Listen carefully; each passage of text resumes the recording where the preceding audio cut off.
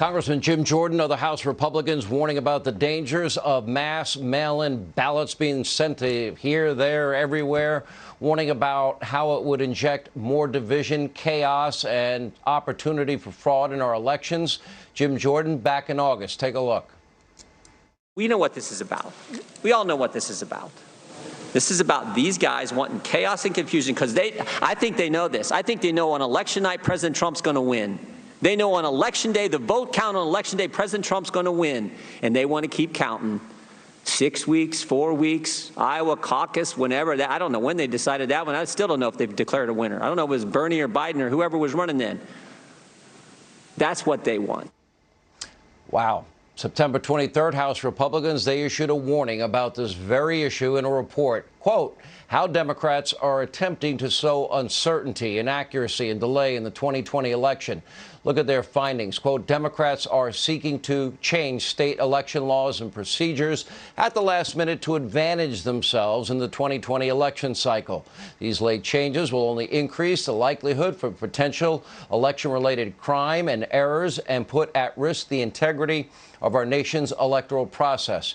Here with a reaction to explain more, Congressman Doug Collins and Matt Gaetz, and we expect Congressman Jordan to join us in a little bit.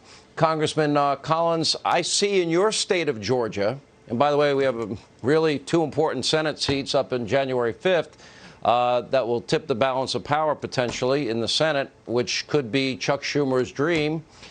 But in your state, my understanding is that the Georgia Democratic Party, the Democratic Senatorial Campaign Committee and House Committee all put in place a legal challenge that resulted in two standards in terms of signature verification. Is that true?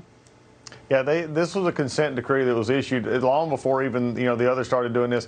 That really tore down the veil on these guaranteeing of a signature verification on absentee ballots. They've been at this for a while. They've been wanting to chip away at what's happening, and unfortunately, we last March agreed to it. Secretary of State agreed to a consent decree, which started to lay this in line. And then earlier this year, actually, the Secretary of State agreed to send an application for a ballot to every registered voter, whether they wanted one or not. We've seen this go on. This is becoming a problem, and even some Republicans have given into it. That's why I'm down here leading the president's fight for a manual hand recount here in Georgia so that we can actually challenge these ballots, look at them, and make sure that everything is fair down here. Everything has to be legal and for people to have confidence. Why would they agree in Georgia? And I know there's some conflict down there. Why would they actually agree to the idea that you have one verification standard on Election Day with one computer system, and then another one for those people that request a mail-in ballot and then sign the mail-in ballot when you don't really know who it is because nobody's been verified? Yeah, that's the frustration for us. I've been wondering the same thing, and yet it just seems to be that the Democrats yelled louder and threatened lawsuits, and unfortunately, there was some discussions in the Secretary of State's office that they decided that it was better to enter into a consent decree with it. So again, we got to fight. This president deserves that. That's what we're doing for down here. That's why we're fighting to make sure that every legal vote is counted, and we'll see what happens then. But we're not going to just send over and lay it over to simply because the Democrats who now want to flood Georgia. I think your governor, who could change the law by calling a special session, is basically given up down there. Kemp doesn't seem too interested in it as usual. Jim Jordan, you were right in that report, September 23rd. How did you know that this would all happen exactly as you predicted? You could just see what Democrats were planning on doing, Sean. And right now, think about this, Sean. If you said before the election, we're going to keep the Senate, Republicans are going to gain 10, 12 seats in the House, President Trump's going to get 9 million more votes than he got 4 years ago, but he's not going to win. That's why 72 million Americans instinctively know something's not right here. And if you just look at the state of Pennsylvania, where where unequal treatment of the voters in that state, some counties allowed voters to cure their ballots, some didn't. Some counties allowed pre-canvassing of ballots, some didn't. Some counties allowed satellite voting offices, some counties did it. And you can imagine which counties allowed those things to happen. So this is just like Doug said. We gotta get to the bottom of this. All the complaints that Ronna and Kayleigh mentioned, all the affidavits signed, what are the Democrats trying to hide? Let's get to the bottom of this. Let's count every legal vote. Let's figure out exactly what happened for the integrity of the American election system. I watch your state of Ohio, and Matt, I watch your state of Florida. That you guys have had your problems, as I said to Senator Rubio. it was like there's no questioning the integrity. People of Florida have confidence in the outcome. People of Ohio have confidence in the outcome. Why is it this happens only in a few states?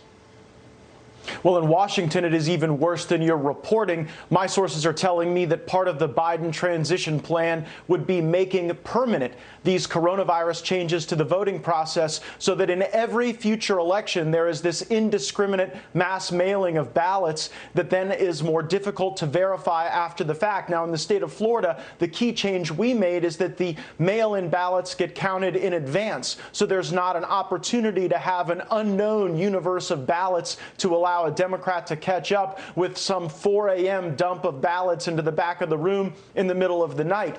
Every Republican state legislator has an obligation now to pursue election integrity legislation in their state to ensure that we do not have these mass mailings of ballots. We deserve to know that the person who voted that ballot intended to vote that ballot. And once you get the ballots separated from the signature envelopes, it becomes very difficult to chase the fraud after the fact. You have to catch the fraud in the act. That's why Florida's laws create greater confidence in the outcome in the election. And look, Brian Kemp was a chief elections official for the state of Georgia. Why didn't he do the things that Ron DeSantis did during his transition to clean up the process, to ensure integrity, to remove the bad actors, and then to give our voters confidence? He said tonight he won't call. Look, I think he should.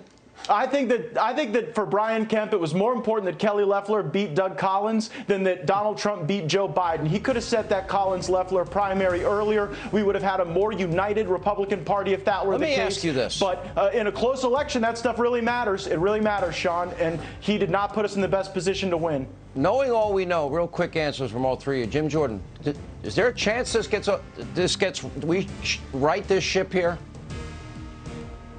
We should investigate, and the Democrats should join us, as Marco said, Senator Rubio said. Let's figure it all out. When you have this many concerns, the American people deserve to know exactly what happened, and they deserve to know if it was fair. Will Georgia get the Senate race right? We're going to get a Senate race right, and we're going to get the president's race right. We're still in this fight right now. Matt Gaetz? I have every confidence that we will expose fraud. Whether it is sufficient scale to overturn the outcome of the election, I think that remains to be seen, and it's why we have a legal process to make that determination. All right. Thank you all.